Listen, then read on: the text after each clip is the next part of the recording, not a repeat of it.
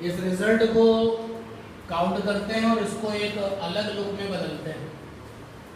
Last में जब ये पूरा कंप्लीट हो जाएगा तो फिर यहाँ पर क्या हेडिंग होगी आपको बताएंगे। तो सबसे पहले थोड़ा सा अच्छा इम्पैक्ट मिले तो ये कंडक्टर बना लिया यूनिफॉर्म, पोटेंशियल है इसके पास और करंट है। तो we know that for conductor, जब कंडक्टर में इलेक्ट्रिक करंट मिली है तो हमें अभी तक क्या क्या मिल चुका है। एक तो मिल चुका है v b is equal to e tau by m l, नहीं e tau by m l, ये मिल चुका है। और हमें मिल चुका है J बराबर वी डी एन, ये मिल चुका है। वी डी की वैल्यू यहाँ पुटअप कर देते हैं ई टाउ बाई एम, साथ में J बराबर हो गया n e square n e square tau by m और साथ में ये कैपिटल, देख लो सही है ना। अब जरा इसके बारे में सोचो, जो ये n e square tau by m, n e square tau by, ये जो n e square tau by m है, जो ये टर्म आपका दिख रहा है, term n e square tau by m is constant for using conductor generally। अगर मान लीजिए कि आप जो है यूज कर रहे हैं कॉपर,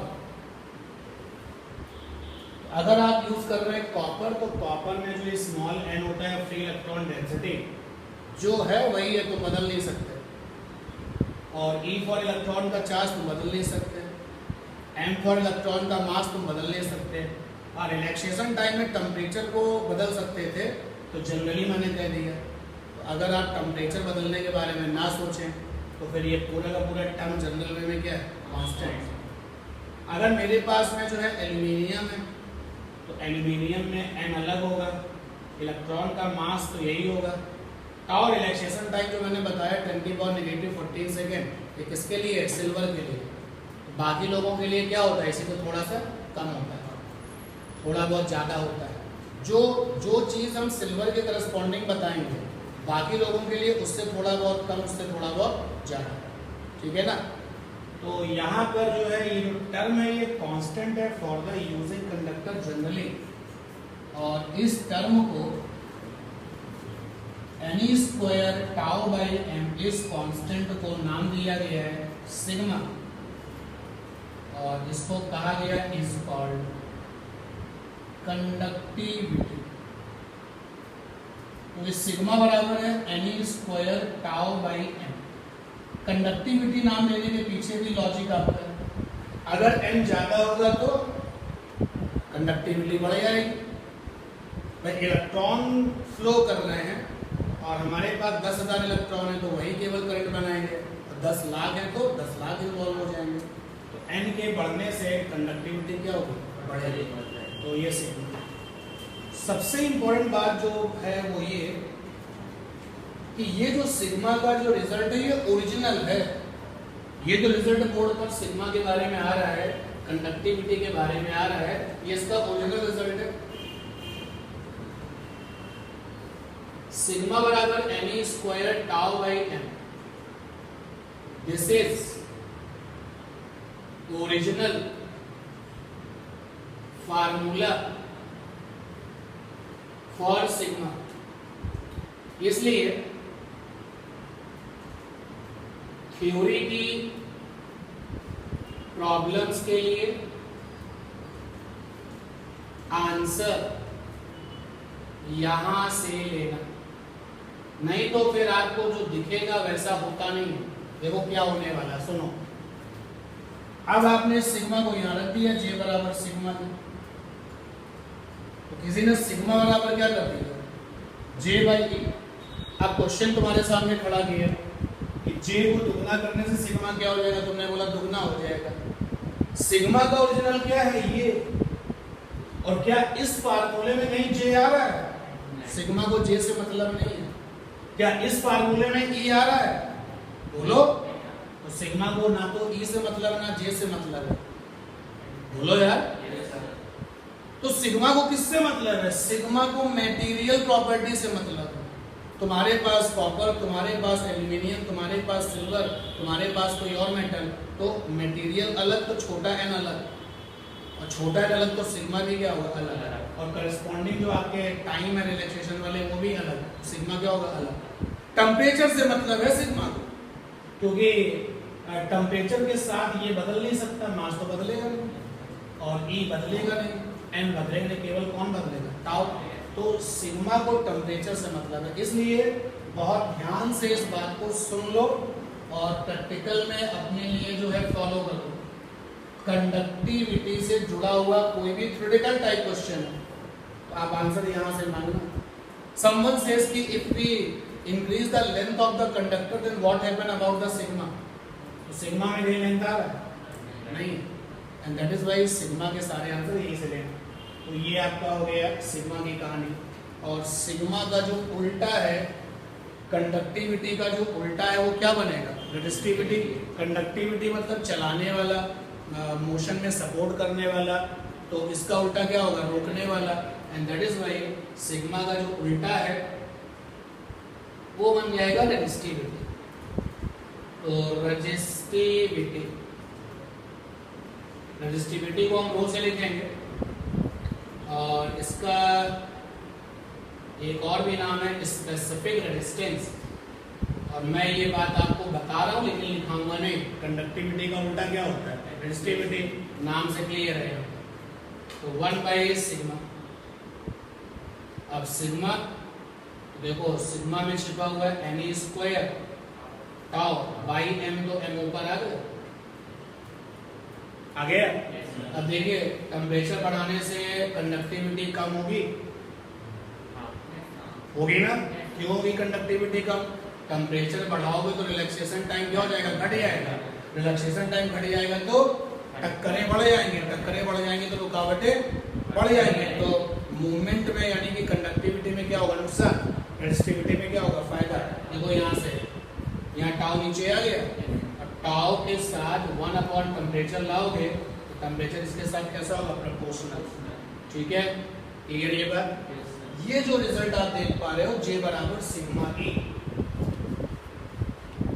अगर ई पर तुमको वेक्टर लगाने का मन कर रहा है तो फिर जे पर भी क्या लगाते? वेक्टर। और ये जो electric field inside the conductor है ये वो वाला ही है। तो this is called Ohm's law for conductor. Ohm's law for conductor in vector form. इसको ओम का नियम वेक्टर फॉर्म वाला कहते हैं। देखो किसी भी गिवन कंडक्टर के लिए सिग्मा कैसा हो जाएगा? कांस्टेंट। तो जैसे तुम इस कांस्टेंट को बाहर कर दोगे तो जे प्रोपोर्शनल क्या हो जाएगा? ई।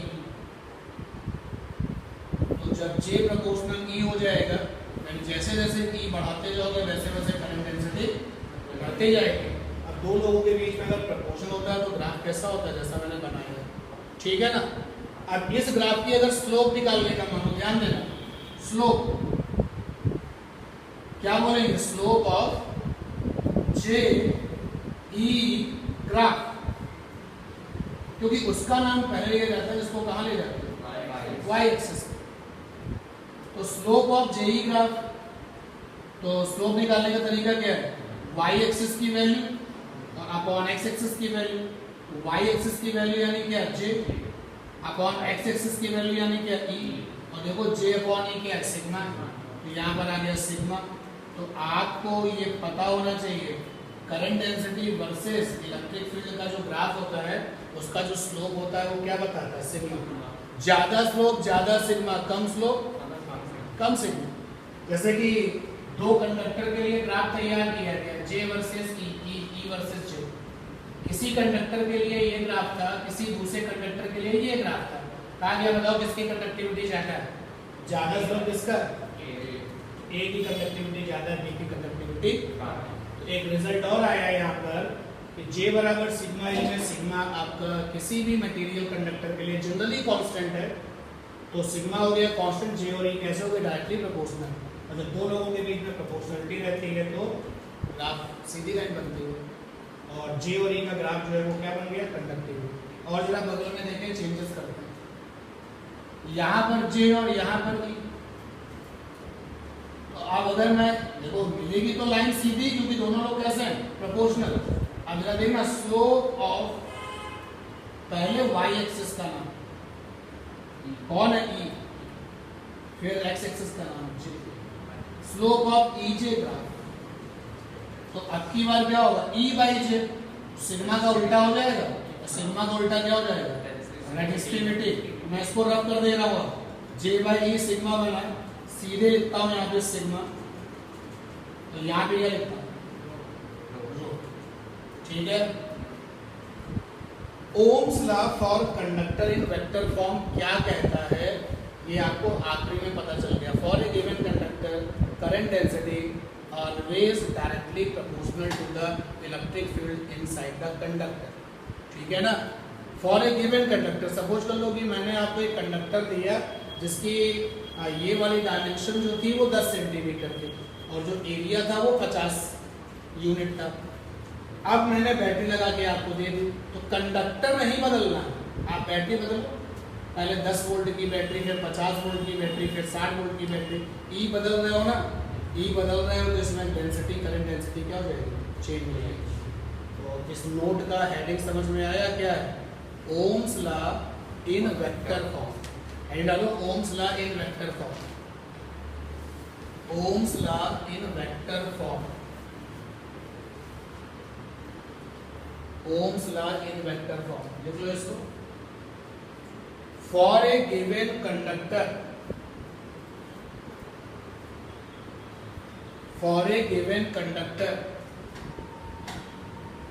For a given conductor, comma, current density capital J, current density capital J is directly proportional to electric field inside the conductor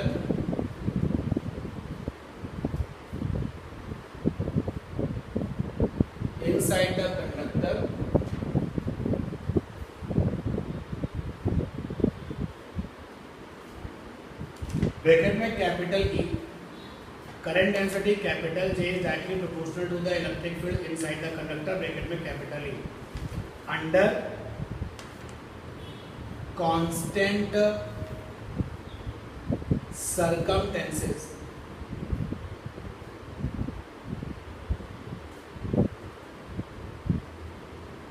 अब जैसे टेम्परेचर जैसी चीज को आप मत बदलो, सर्कमटेंसेस का मतलब क्या है?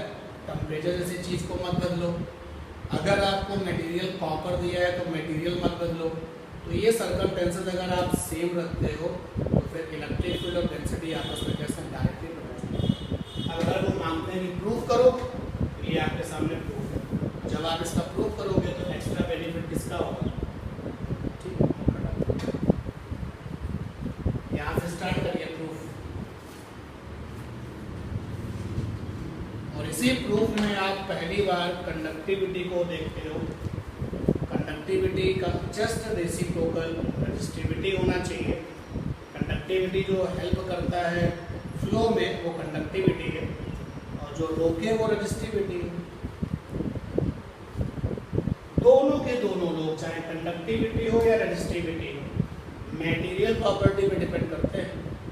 लंबाई को आधा कर देने से दोनों को कोई फर्क नहीं पड़ता, एरिया को 3 टाइम्स कर देने से दोनों को कोई फर्क नहीं पड़ता।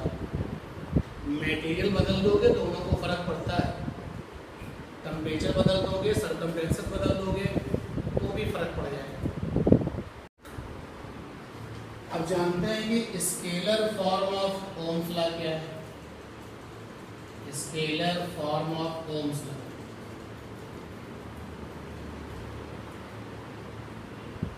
देखो इस रिजल्ट में E for electric field intensity वो वेक्टर है and J for current density ये भी वेक्टर है। तो पूरा का पूरा जो रिजल्ट है वो वेक्टर है, इसलिए vector form of Ohm's law. आप जानते हैं scalar form of Ohm's law क्या है।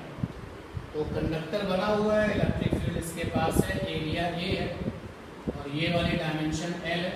This one is potential difference का प्लस और उधर माइनस, और जो इलेक्ट्रिक पोटेंशियल है that is PD capital V potential difference जो बैटरी ने मेंटेन करा। हमें पता है कि J बराबर है सिग्मा, J बराबर होता है I बाई A, E बराबर होता है V बाई A, क्योंकि J बराबर है I बाई A और E बराबर है delta V by delta R and that is V by A। सब दिया है, V के साथ I सेट कर लो, बाकी सब उधर सेट कर लो। L by sigma A is equal to V by I, और सिग्मा का जो उल्टा है वो रेजिस्टिविटी कहलाता है, V by I, L 1 by sigma rho हो गया। तो ये टर्म आया है V by I is R, where capital R is equal to rho L by A is called resistance. अब इसके पीछे भी रेजिस्टेंस क्यों कहें, कोई और नाम नहीं था क्या? अरे यार इसको तुम क्या बोल चुके हो? रेजिस्टिविटी। रेजिस्टिविटी मतलब जो रोकने में हेल्प कर रहा है, और इसी से L से मल्टीप्लाई किया, एरिया और आ गया, तो इसको क्या बना दिया? रेजिस्टेंस। अच्छा बिल्कुल सही चीज है कि अगर L बढ़ेगा तो रेजिस्टेंस बढ़ जाएगा। कैसे? L बढ़ेगा तो रेजिस्टेंस बढ़ जाएगा। कोई प्रैक्टिकल एग्जांपल बताओ। बिल्कुल सही है, नंबर ऑफ कोलिजन ज्यादा हो जाएंगे। अगर मान लेते हैं मैं कहता हूँ कि फ्री इलेक्ट्रॉन तुमको केवल 2 मिलीमीटर चलना है, 2 मिलीमीटर तक के कोलिजन, और तुमको 2 मीटर चलना है तो 2 मीटर के कोलिजन। लंबाई बढ़ने से रेजिस्टेंस बढ़ जाएगा, एरिया के बढ़ने से कम हो जाएगा। अगर हम एरिया बढ़ा दें जो फ्री इलेक्ट्रॉनों का जो डेंस वाला माहौल है वो क्या हो जाएगा? रेयर हो जाएगा, फैल जाएगा, तो कोलिजन के जो चांसेस हैं वो क्या हो जाएंगे? कम हो जाएंगे। भाई कई बार भीड़ कम है तो आप टकराओगे नहीं, और भीड़ ज़्यादा है तो कोलिजन हो जाएंगे। तो दैट इज वाई सोच समझ करके इस पूरे टर्म को नाम क्या दिया गया? रेजिस्टेंस। और यहाँ से रिजल्ट आया V is equal to IR, ये कहलाता है ओम्स लॉ स्केलर वाला, ओम्स लॉ स्केलर फॉर्म। ध्यान दें, अगर आप ये कमिटमेंट कर लो कि जो जैसा है बस वैसा ही रखेंगे, केवल क्या बदलेंगे? बैटरी बदलेंगे, बस कंडक्टर जैसा है वैसा ही रहेगा, लेंथ वगैरह चीजें नहीं बदलेंगे, केवल PD बदलेंगे, पोटेंशियल डिफरेंस बदलेंगे, तो भाई ये R कांस्टेंट हो जाएगा। तो capital R is equal to rho L by A is या will be constant under certain circumstances।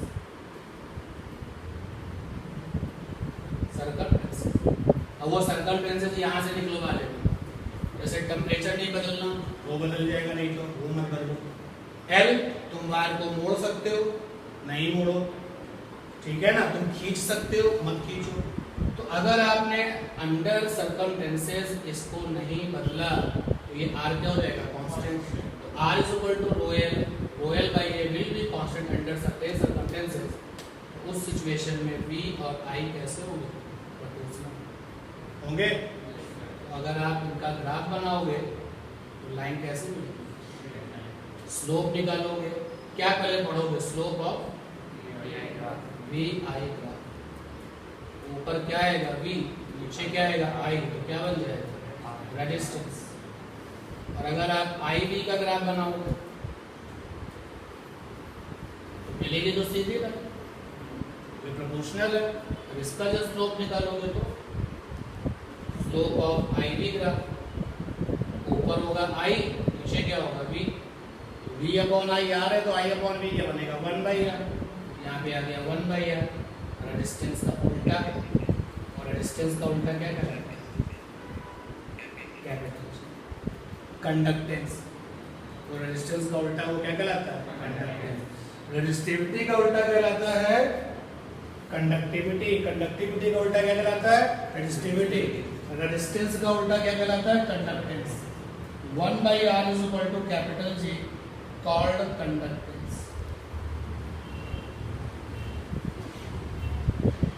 बहुत इंटरेस्टिंग क्वेश्चन रहने वाले हैं कि VI ग्राफ का स्लोप देख करके you can compare the resistance और IV ग्राफ का स्लोप देख करके you can compare the conductance as well as reciprocal of resistance. अब आपके सामने इस scalar form of Ohm's law में आ चुका है R is equal to rho L by A। अभी मेरे ऊपर प्रतिबंध लगा हुआ है कि हमें सर्कमटेंसेस क्या करने हैं?